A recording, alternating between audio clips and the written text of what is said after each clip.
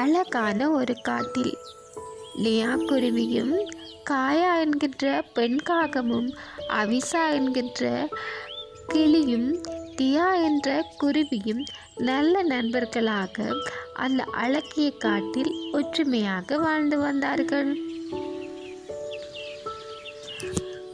ஒவ்வொரு நண்பர்களும் ஒரு பெரிய மரத்திலேயே தமக்கென கூடுகள் அமைத்து வாழ்ந்து வந்தார்கள். ஒரு நாள் அதிகாலை பொழுதில் லியா குருவி உணவெடுக்க சென்று விட்டது. நிறைய நேரங்களாகியும் லியா குருவி வீடு வராததால காயாக்காகவும் அபிசா கிளியும் டியா குருவியும் லியா குருவியை காணவில்லை என்று சோகத்தோடு இருந்தார்கள். அப்போது காயாக்காகம் கூறியது, லியா குருவியை தேடி பார்ப்போம் என்றது. 3 நண்பர்களும் லியா குருவியை தேடி காடு காடாக அலைந்தார்கள்.